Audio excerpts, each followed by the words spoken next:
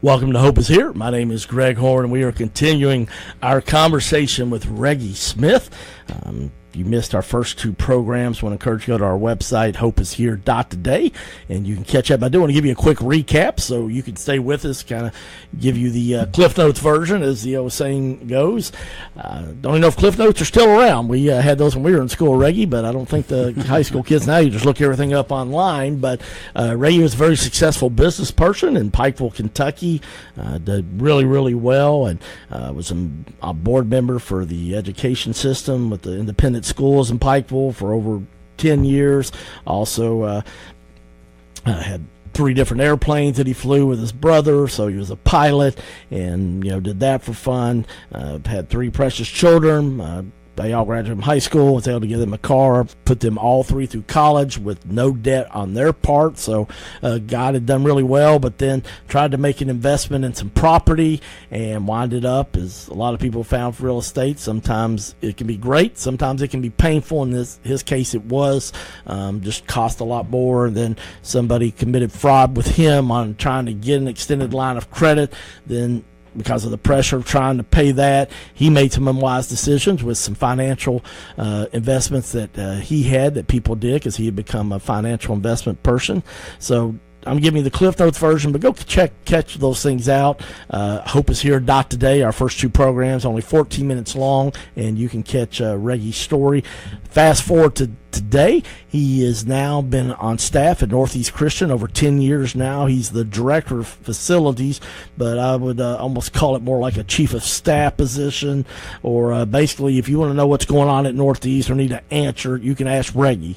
Northeast, a huge church over in the Hamburg area, beautiful facilities, but even better people.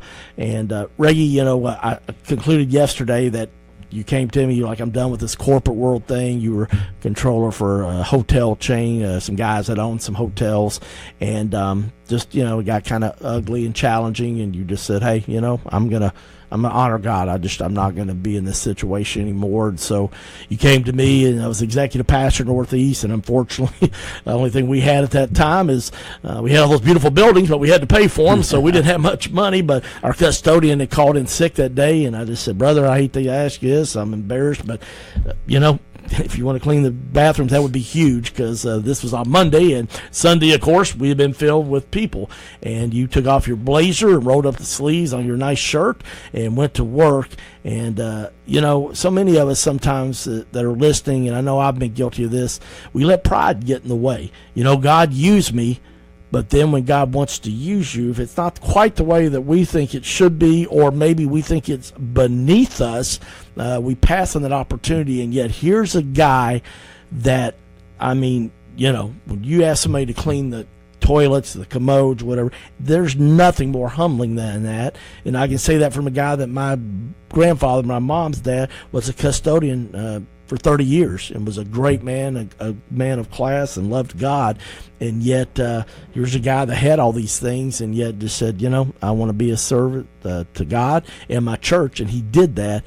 And so Reggie, you started doing that and just kept doing it faithfully. And we shared now you're director of facilities, but I got to imagine that there had to be some humbling moments though during that time. Yes, there were. And I when I drove to Lexington, I was an old car filled with my clothes, and that was it. So that's all I had, is the clothing on my back, clothing in the back seat, and I rented an apartment and lived out a pretty solemn life, working as a car salesman, working as a controller for 2 hotels, or 2 men that owned 8 hotels, actually, with a group of investors. And when I went to the church and volunteered, when you asked me to take care of the custodial work, it didn't really bother me. I said, this needs to be done. And I just looked at life a lot different than I did 20 years ago. And I do today. I don't want those material things that I wanted then. I don't care whether I impress anybody or not with the clothing I wear. Fortunately, years ago, I bought some very nice clothes, and I was able to have tailored clothing and things of that nature, and they are still being worn today because they did last. So I look at it like God had prepared me for anything that could possibly happen. I hope. Well, I agree with that. It is funny. I've seen that too in my own life as my income has decreased over the years too. And, yet I bought some quality clothing and shoes and things back when, I was blessed tremendously financially by American standards, even, of course, compared to the world standards. We're still doing very well, but third world and, outside the United States, I guess is a better way to say it. But same thing, God let some of those clothes last a long, long time, and I took care of them just like you have. And as I've kidded in our first two programs, a very sharp-dressed man, even though I know that's not your identity anymore. But so you go from, owning 5 cars and huge home and all that to just a little apartment. You come to Lexington with the stuff in your car, and then finally, like you said, just left this unhealthy work situation. You start cleaning the bathrooms and things, and yet God's promoted you over the years of your faithfulness, and you're on staff there at Northeast, been there over 10 years. But I asked you 3 things that you what would you say that God's taught you from the, quote, riches to rags part, if you want to call it? And now, because of your faith in God, you do have riches, not by the world's standards. But I asked you to email me 3 things that you've learned about God and that He's taught you during this time. And I want you just to elaborate on those, if you will, Reggie. The first thing you just said, and I love this because it's actually the first sentence of one of the best-selling books of all time, but it kind of offends people. But I've never heard a person ever say this. And you said the first thing, Greg, that God taught me is life isn't about me. And that's true. That I learned, I guess, more so in the period that I was going in front of the judge while in prison. And mostly, I guess, in prison when I was helping other people and not even realizing I didn't go to prison for that. I went to prison to serve time for something I did wrong. But I became friends with a lot of people in there that had come in there for various reasons, most of them drug related, but one was a doctor that was framed according to him by an attorney. One was a businessman that had written some insurance policies and didn't send the money in, just self-insuring people. Things like that you witness to people and say, well, you can get through this, and I'm getting through it, and we can help each other get through it. We had to do a lot of things in prison. I ended up being a teacher and giving people GEDs. That's one of the requirements in a federal prison, that while you're there, if you don't have your high school degree, you have to go to GED classes until you pass. So I was a teacher until we taught every student in that class. We had the largest graduating class in the history of that prison that got their GEDs. So it was just kind of serving and doing my job at the same time.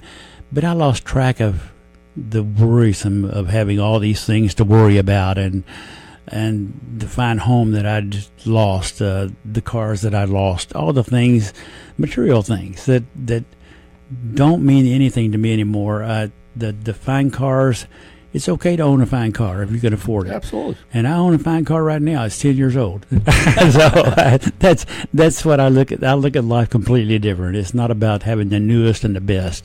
It's about enjoying the peace of life. Well, you've done that well, and I just thought you hit on a huge point. It jumped in my spirit about why you were in prison. You helped others, and you helped all these people get their GEDs and encouraged them. What a great accomplishment. And I believe there's people listening that you may not be in a physical prison with bars and, gates and all that, fences, but you're in a self-imposed prison, mentally, emotionally. And I'm sure that, like me and Reggie, a lot of it's been because life has been rough, some because of decisions others made, and some maybe like Reggie and I have also done, made unwise decisions yourself, yet you can still help others like Reggie did. And I would encourage you to say, God, show me where you're working and help me join you, let me join you in it. And you'll be amazed how you can feel a lot more freedom when we get in these self-imposed prisons sometimes. Second thing, Reggie, you shared with me is that you've learned over this period of time, the last 20 years, that God works in His own time frame. Share about that. Well, I've gone through so many things, like with my children, and I know in God's time, He'll rectify that. And I can see some of that coming about now when I run into my son here in Lexington, and he has his family with him, and they stop and they talk to me, and I think that's a wonderful thing that I get to see my grandchildren, and I get to see my son and my daughter-in-law. I love them to death. They're wonderful people. He has a great family. So God works those things out. He takes those things and teaches us lessons that we don't work everything today. If I need something or want something, he knows when is best to make it happen. Just like walking down an aisle in Walmart and seeing my son. That has to be a God thing. Yeah. You're So, right. so I have to trust God in that. Absolutely. All right. And the third and final thing you said that God has taught you during these last 20 years, from prison to now in ministry, peace comes with serving God more and showing less concern for the things this world has to offer. And so you've kind of elaborated on that a few different times. But, what would you say to somebody right now, Reggie? I think we've elaborated a lot, but I really want you to be able to speak to somebody out there if they're just like, man, I just don't have hope. I'm just so discouraged. I don't even feel like living. And you've been through some really tough seasons yourself. What would you say to that person listening today to give them hope? We live in a pretty cruel world, and people are judgmental. And I think the best thing to do is just trust God. If you look at life on this earth today, it's terrible. This world is terrible. You're seeing laws passed that want to try to eliminate Christianity and God, taking God out of schools years ago. We have to have God in our hearts. And if we trust God to take care of our needs, then he's going to do it. And like we said before, in his own time frame. We can't expect it to be done today. But if you're down and out, just trust God. Pray and ask him to help you through those circumstances. If you have all the materialistic things and you're worried about how you keep them, don't worry about it. Let them go. Why keep all the things that are burdening you and keep you down? I literally felt like a ton of bricks had been taken off my shoulders when I pled guilty to committing a crime, because it was gone. It was behind me now. And I could turn everything over to God and say, okay, God, where do I go from here? So I look back at my life and say, all the things that I'd done, all the things in building and construction that I'd done, all the things that I dealt with financially, he's using those bad examples as good examples today. I use all those lessons that I've learned for the good of Christ.